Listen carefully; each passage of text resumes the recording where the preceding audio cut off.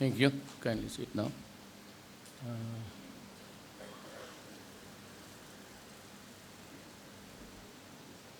Ambassador Ishikawa, the Ambassador of Japan to the Philippines, Representative Cesar V. Sarmiento, Chairman of the House Committee on Transport. Yes, sir. Rear Admiral William Melad, Commandant, Philippine Coast Guard. Distinguished guests, fellow workers in government, my fellow countrymen. Let me start by giving our sense of gratitude to the Japanese Ambassador Ishikawa for our heartfelt thanks for giving us the ships. Some are here, others are coming, and your desire to help the Philippines.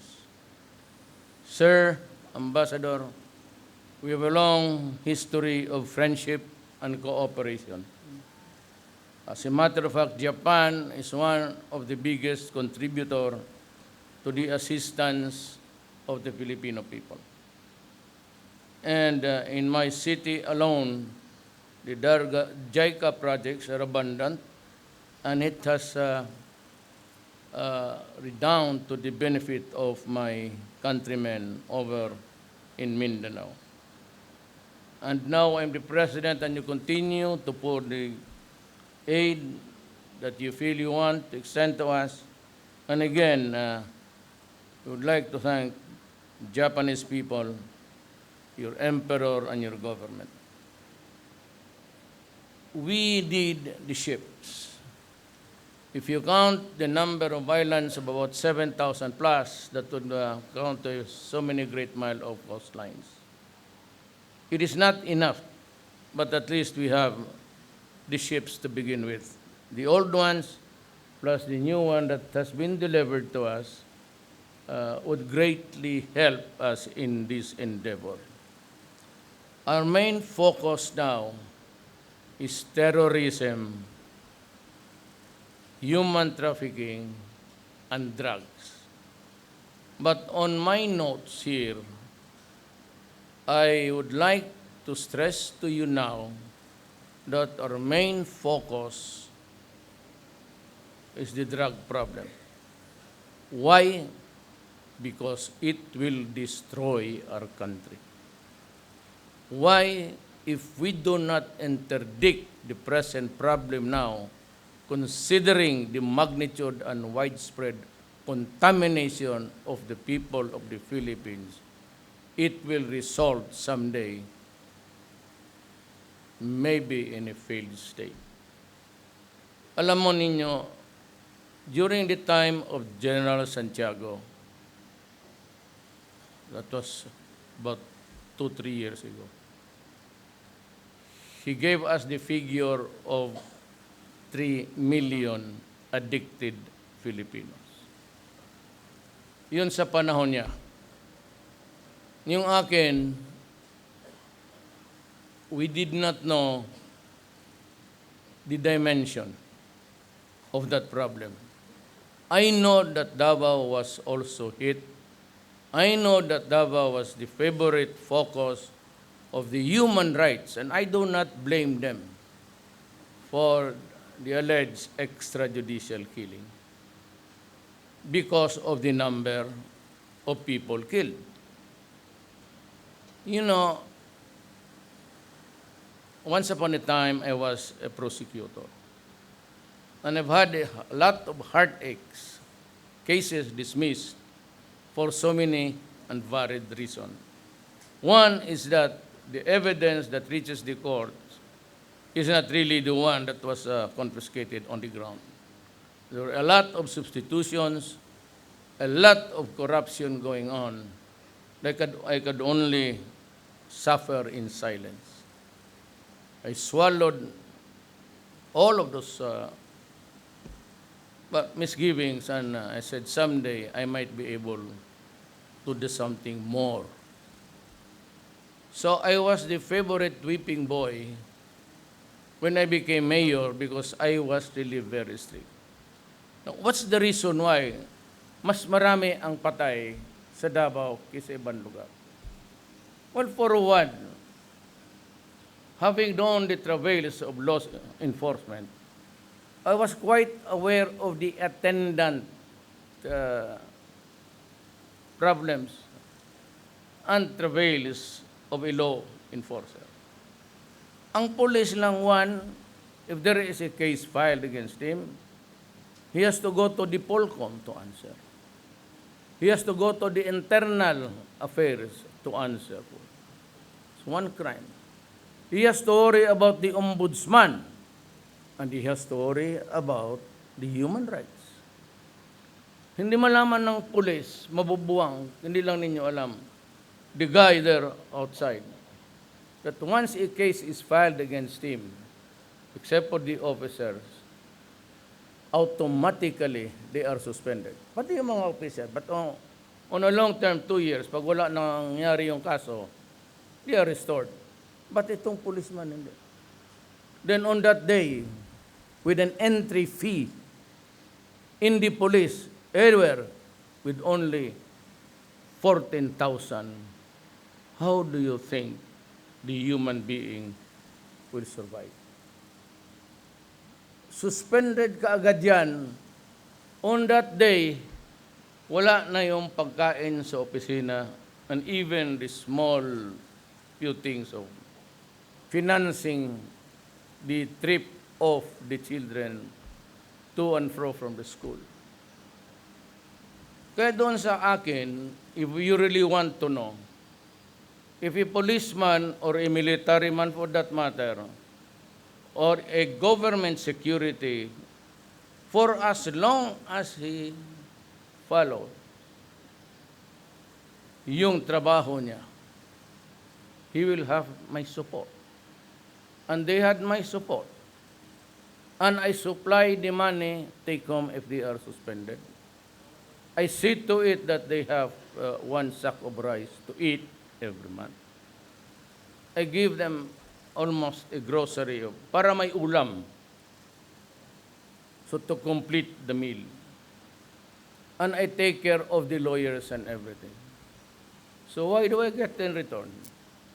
I get the security forces working for me efficiently. But because they are industrious, they have more to encounter, and eventually, the more cases filed against them. But in my 22 years as mayor, I have never allowed a military man, a policeman, the security forces to go to jail because they were doing their duty. Never allowed it. I fought all the way up, tooth and nail. There was a time 27 police officers were recommended for dismissal. I raised hell. And I said I would never allow it, even if I have to. Or might as well ask them to join me and go to the mountains and fight government. If that is how things turn out to be with all our good intentions. Now, with the Coast Guard having the ships, well, number one is maritime safety, then rescue, then protection of the environment, and our intervention or interdiction sa drugs. Let me just explain to you my longing desire. I am a Filipino. I do not claim greatness. I do not have the credentials even. I graduated on a 75, 76, 75 level of grades. Barely enough to climb. All of the cabinet members that you see now are my friends, my fraternity brothers, and people from Davao whom I know. I could not have selected my cabinet from here, and that was the criticism, magkaibigan, friends, magkainuman, drinking partners. But for the life of me, I have a serious problem and I cannot drink anymore. I do not go out. After work, I go back to my bedroom and start on state papers. Ngayon dito, why? What's the passion? It's because I have to defend the lives of the people. Not only the criminals who created them, not only the drugs who financed them, but the civilians who were killed along the way. And because most of them do not have money, if you go out in the streets at night, there were a lot of hold-ups, there were a lot of rapes. They just pull you in one dark corner and they would just ravish the women. The human rights starts to harp on, maybe the human rights, on say the culture of violence. My God, be honest to yourself. The culture of violence started when the drug problem was allowed to go astray all these years. Nobody was doing about it. Except in Davao, because I was very strict, and the police and the security forces had my backing. And so there were a lot of encounters, and therefore a lot died. And I was the favorite weeping boy of the human rights for simply out of the numbers. And I said, because people are working, and because I support them, and I defend them. If all of these things were done, killing people in the line of duty, and one thing is fundamental for all, the military, the police, and the security forces, and even the security guards, assisting in the arrest of the private security. I told everybody when I became the president, go out and hunt for them. Arrest them. Announce your authority if there is still time to do it, and place him under arrest and tell them that he is being placed under the custody of the law. And if he does not submit, it's the criminals, it's the police. Your duty is to arrest. And if there is a resistance, you have to overcome the resistance to bring him to the court of justice if there is a warrant for his arrest. And if there is none, and you catch him selling shabu, committing a crime in your presence, or about to commit a crime in your presence, or has in fact committed a crime in your presence, you do not need a warrant. Just go ahead and announce your authority and bring him. Now, if he presents a resistance, a violent one, and if you think that he is armed with a lethal weapon, and you will die, then may God shoot him dead. That was my order. And in not repeat every time I say, go out and hunt for them. Because you guys, you have the basic 2 years training about criminal law, criminal evidence, and all of those things. And as a matter of fact, when I graduated, when I passed the bar, I got married very early. I had to work as a professor in the police academy in southern Mindanao, which is in Davao. I taught criminal law, criminal evidence, and criminal procedure. But all of those things are already imbued in the minds of the people. No need for me really to lecture everything. But the sheer number given by General Santiago of PDEA of 3 million. When I was in Laos, I had a chance to have a talk with, and during my state visit, with President Widodo. And I asked him, Mr. President, how many addicts are there in your country? And he said, you would not believe it, but it's 4 million. And I looked at the heavens and said, well, the last survey, or at least the census or the data given to us by General Santiago was 3. Let alone during my time, it was about 700, then slowly it climbed to 8, 9, and by the year ends, I would have about also 1 million additional addicts. So, if you compare Indonesia, which is a big, two great islands, or 3 maybe, with 460 million, with 4 million addicts. Now compare it to my country, a very small one, 7,000 islands, I said, from apart, and I have to take care of this number. What's the solution? Kill them all? You cannot build a nation over the bones of your countrymen, that is for sure. But what about this problem now of drugs? Well, had I not been elected president, nobody would have known the sheer number of our problem. Why? Because even during the past administrations, there were the military aides, generals and all, who were the aides of the politicians, who were the candidates lining for the presidency. I said, had I not been the elected president and started to squeeze everybody, we know now the number, the sheer number of 4 million. Now, when I started my campaign in Davao and during the presidency, I said, do not destroy my country. We are short of everything and we can hardly cope up. Do not ever tinker with the interest of my country because I will kill you. And I made a second statement, do not destroy the youth of the land.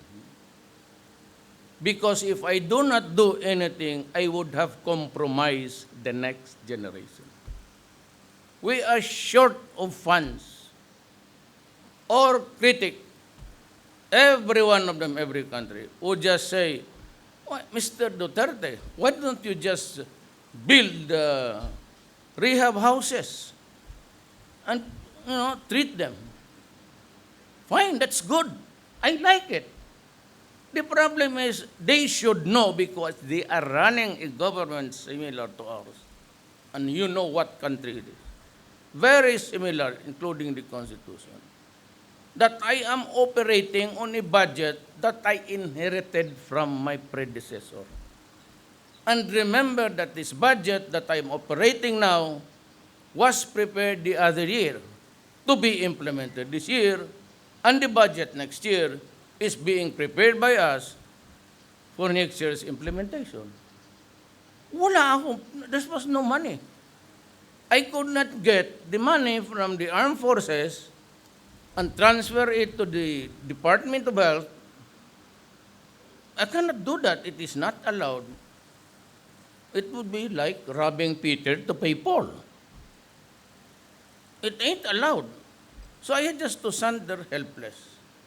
But with all the going on, in the past administration, the culture of violence was already there. Please take note of the statistics. What the victims then were children raped, family inside the house massacred. Every day. The volume of crime now is just pittance. Dito lang kasi it's only in Manila, there's a lot of fighting. What in the other? Wala na. We are down by 50%, 49 in Mindanao, in the crime rate against crimes of person or crimes against property. So we had to work double time. I said, target the big ones. And when they say the big ones, they're sprawled with shorts and dirty shirts. Why? Do you think that they are really, they are the big ones actually selling, they come here, do business in our country, selling everything in sight. And during nighttime, they go to Chinatown, and the selling of drugs, the transaction, is always a brisk activity. So we had to act. Why? Because it is a self-preservation thing. The 4 million is not concentrated in one barangay. They are spread throughout the Philippines. And with 4 million into Shabu, what do you think will happen to the next generation? They don't understand it because it is not their concern. Were it for the lives of their citizens, they would have done wars. So, but it's not their problem. They always try to sport about human rights and everything.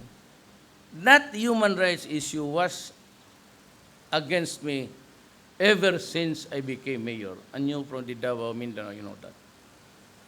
It was an issue, it was always an issue of women and drugs killing extrajudicial.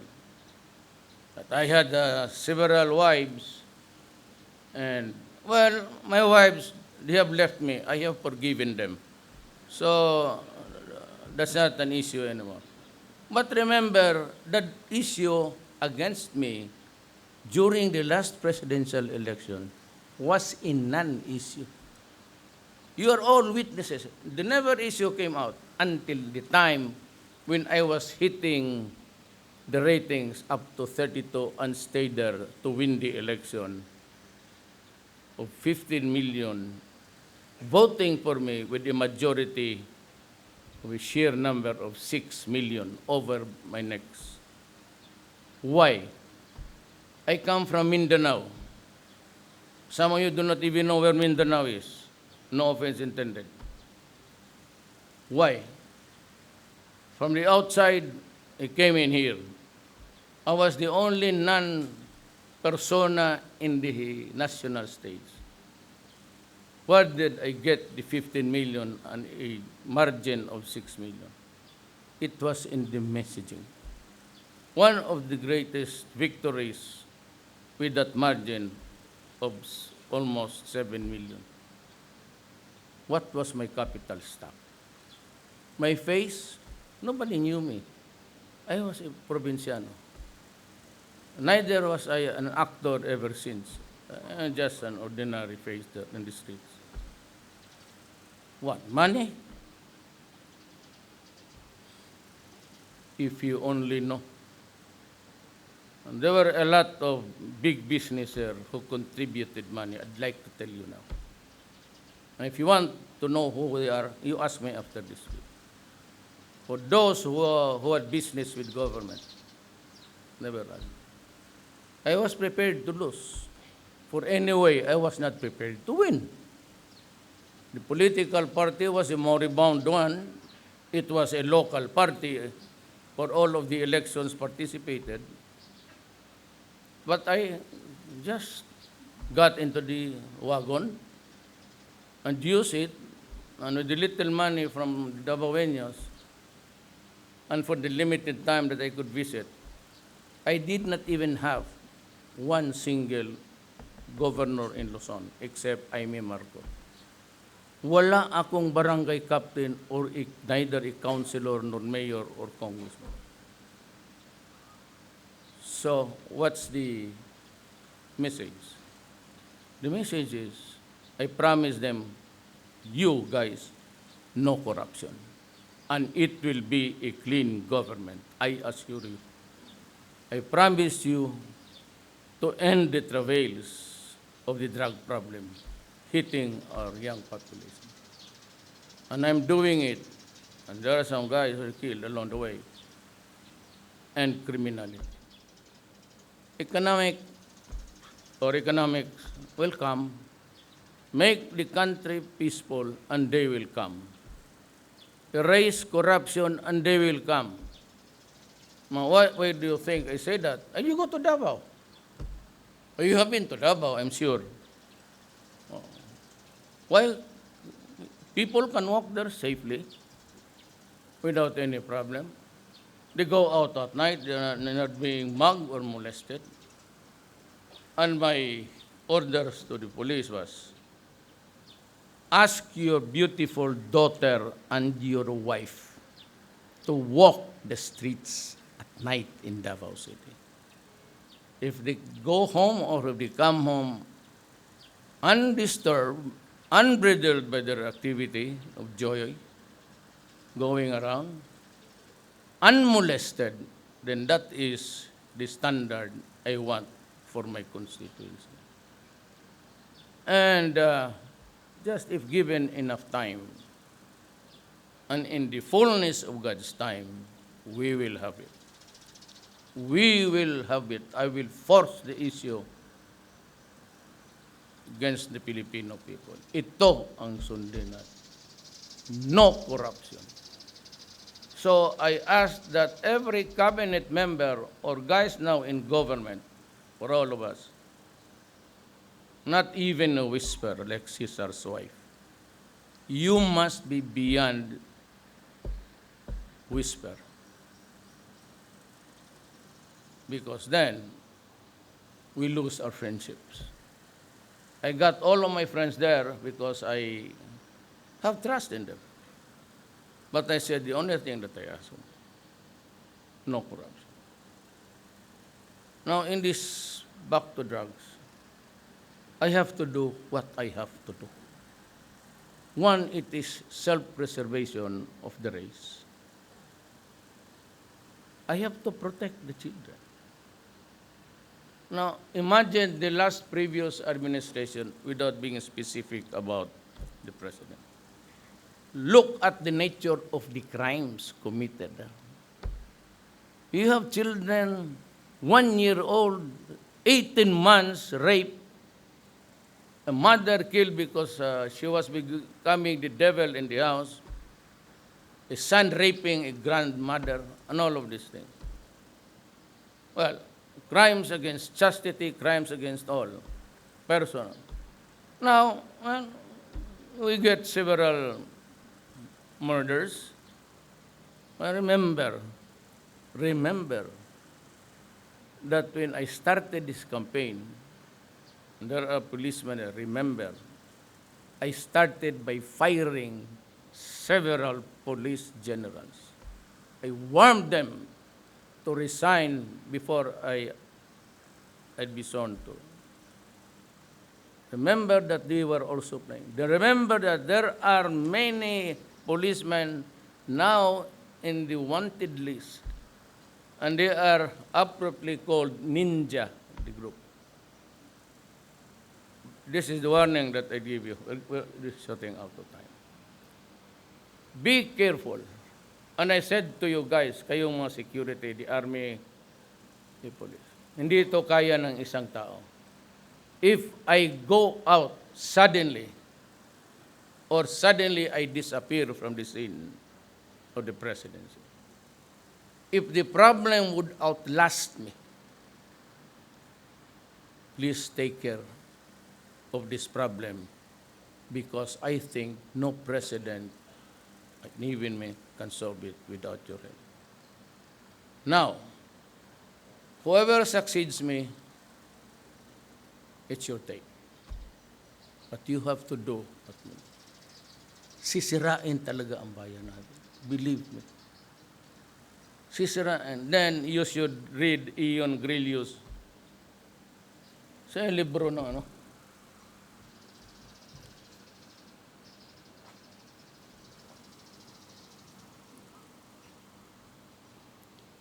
This is a book which I have distributed to the officers' corps, but I do not think I had a chance to visit here before. It's Ion Grillo. It says Gangson. This is actually the history of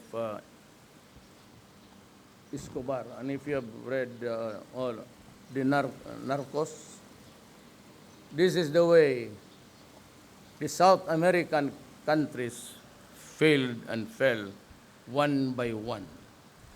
It is really in non-fiction, and it's all there for you to read.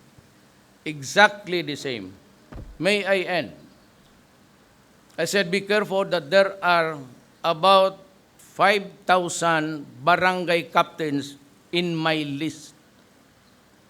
Nagdadalawang isip ako, I'm trying to facilitate whether to release it or not.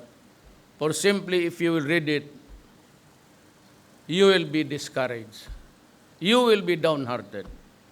Because these guys are elected by the people in an election which is supposed to take place next month. I pleaded to Congress, call off the elections, because this guy would still try. They have the money. And what is really worse is there are policemen, 6,000 of them. And I cannot even announce them anymore. I would not have the time to announce their names individually. So what I would like to know is also whether the Justice Department, because there are prosecutors in that also corrupt, and I will just send the list to the DILG, local government secretaries. Hindi ko na kaya kasi if I read it, tapos magkapatayan, if I read all the names and they would start to cleanse themselves among themselves to prevent, being drawn into the vortex of the shabu, mahirapan tayo. But we are placing our children in danger. If you think that it cannot be solved by the civilians, then I'm telling you now, solve it for yourself. For after all, you are mandated by the Constitution to preserve the country, which means to say the youth, the future Filipinos. Save them, do your work, and prevent the erosion of the integrity of our country. Wala talaga. Hindi ko nga. If I cannot do it, nobody can. You know me, you know the rest of those who ran during the last election. You know their character. You know their, the limits of their persona. If I cannot do it, then give them 1,000 years. They cannot do it.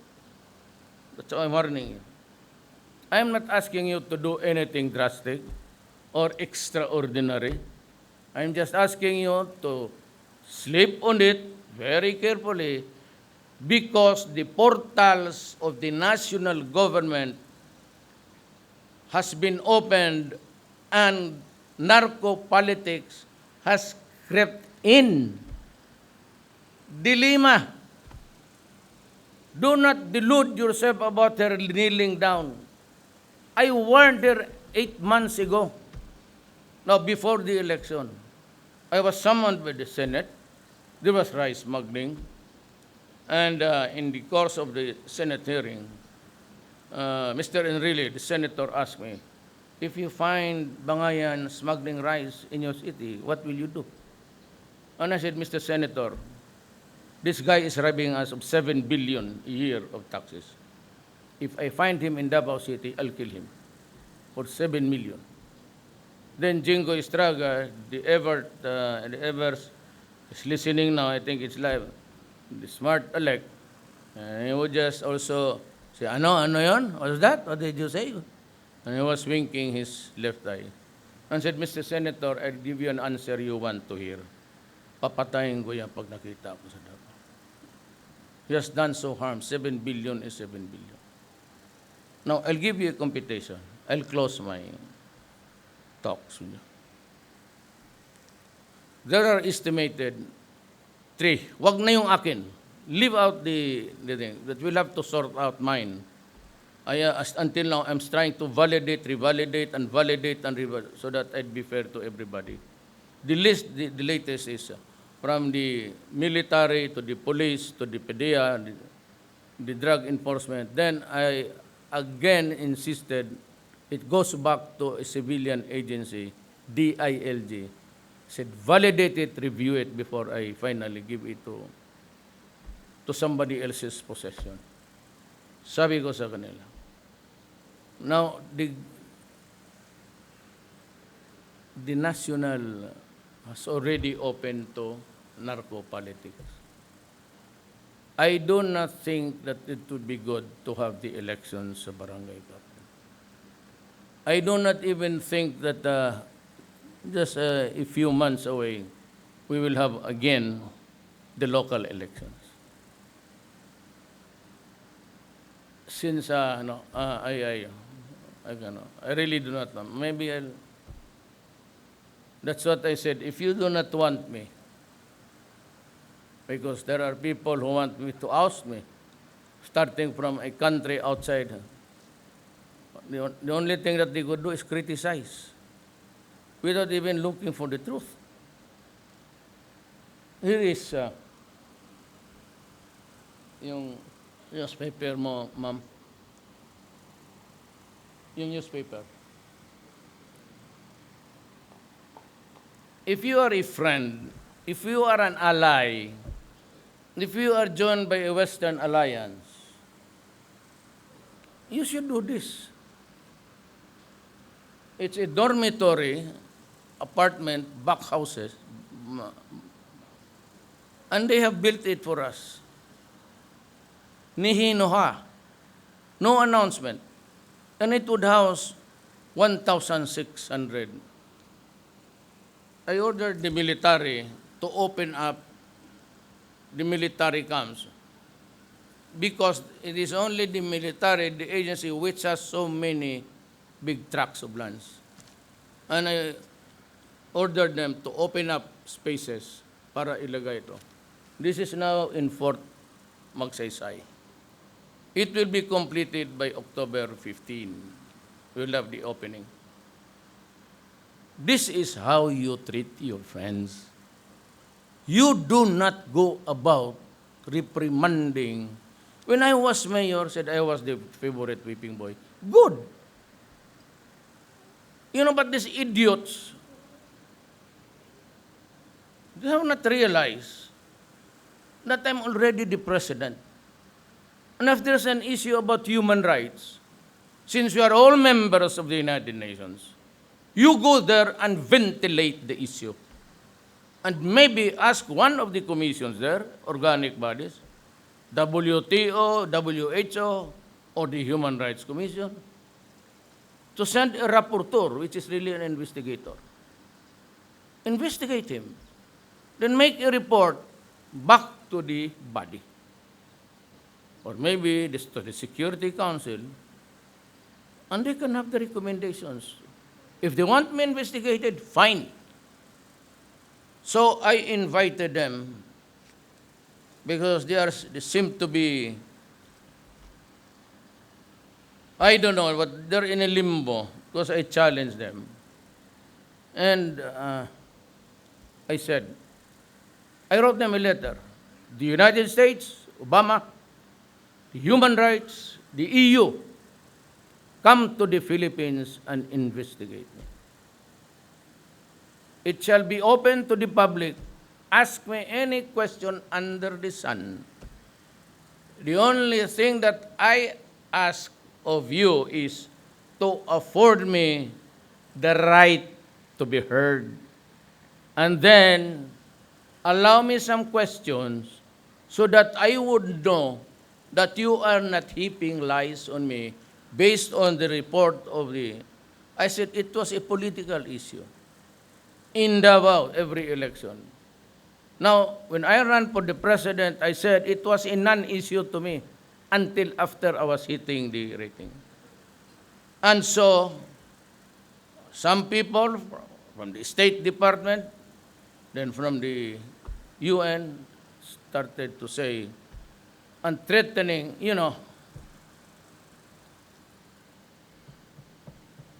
it's about time that we change the rules here. Human rights, threatening me with the International Court of Justice case. Must be stupid. You know, the crime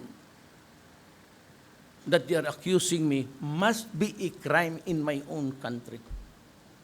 There is no crime at all in our law books, in our criminal code, which says that the president cannot threaten criminals by saying, go out of my city because I will kill you. There is no crime at all of that nature.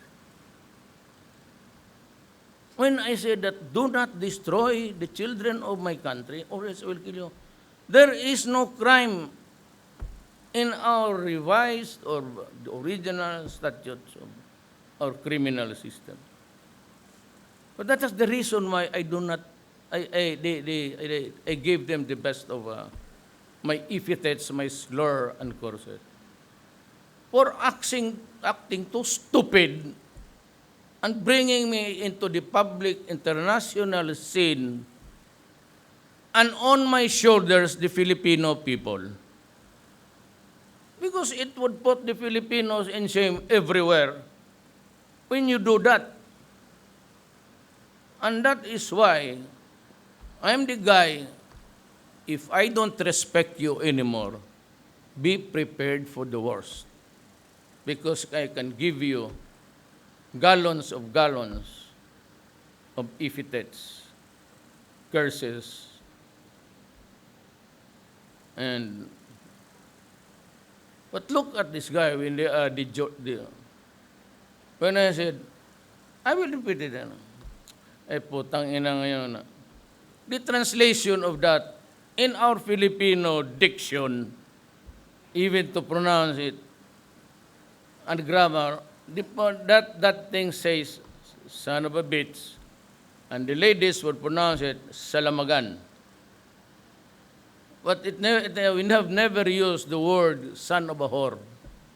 It is the invention of the press and the people there up there. People judge best when they condemn. Ganon yan. Especially if they want for condemnation, they are good at it. Well, I said, I am thankful because I insist that we realign. That there will be no more exercises next year. Do not prepare, I told the Defense Secretary Lorenzo, do not make preparations for next year's. I do not want it anymore. And I will chart an independent foreign policy. We will not break our alliances, the U.S. RP. But we need not really, break or abrogate existing treaties. Because they say that it would provide us with the umbrella. I ask you frankly, give me your answer from your heart. We will maintain our military alliances because they say that we need it for our defense.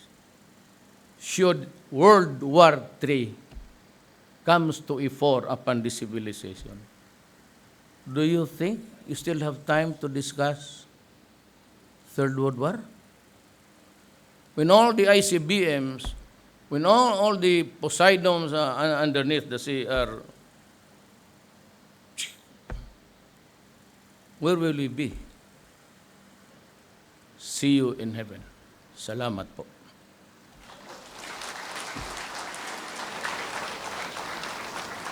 How I gave this to one of guys, kung sinong wala nito? From this up. Yes, sir, you can have it. Read it and you will find your country almost there. Really.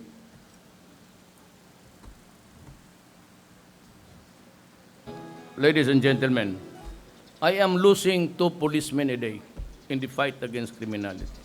Every day I go out of my office to even how far it is. I've been to every place, even if and I ordered the presidential plane, the jet plane, to be converted into an air ambulance. I'll take care of myself. But I need to, the AFP got about 5 billion new equipments in your hospitals. I want to protect you. I said, the reason why I invited them is they should also look into the records how many soldiers and policemen were killed in this campaign. If it's just a matter of extrajudicial killing, I would not have lost any single one. All you have to do is just ask them to kneel down and shot him at the back. We're not doing it. I said, I'm losing on the average 2 policemen a day. So just that you would be informed about these things.